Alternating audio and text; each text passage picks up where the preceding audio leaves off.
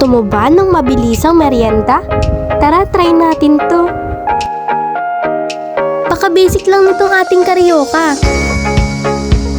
Wagang bowl! Char! Ito ang ating gagamitin. Glutinous rice flour at saka harina. Ayun, at dahil wala rin kaming measuring cup, gagamit muna tayo ngayon ng mangkok.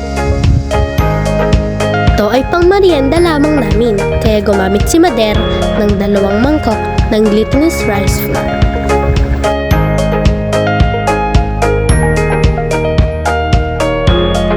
After ilagay ang glutinous rice flour, isunod ang harina.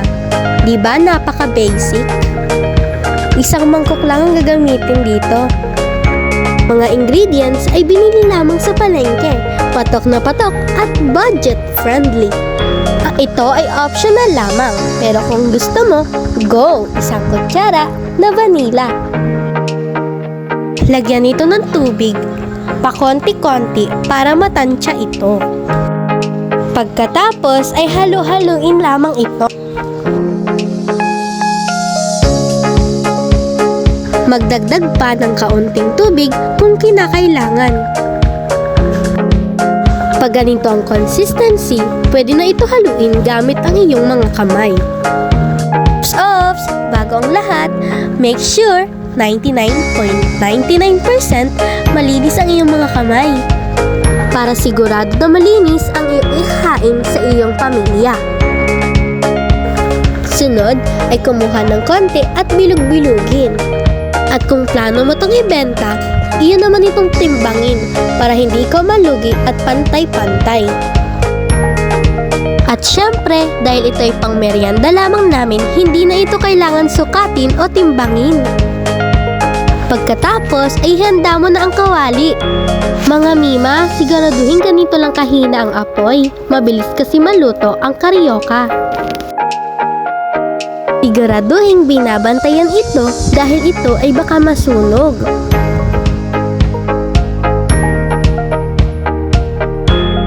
Paghiwalayin yung mga gilid ng karyoka kung nagdidikit sila.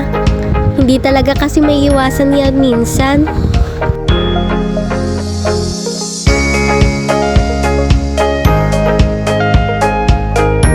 O, di ba? Ang dami na naluto. Kapag ganyan ang kulay, pwede na yan tanggalin. Para naman sa ating coating o sa pagpapatamis, asukal lang ang solusyon. Lagyan natin ng konting tubig ang asukal. Totoo lang napadami yung asukal.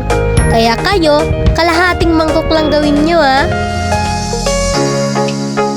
Pagkatunaw ng asukal, ilagay na natin ang ating pinritong karyoka. O di ba ang sarap na tingnan? Tara, kainan na!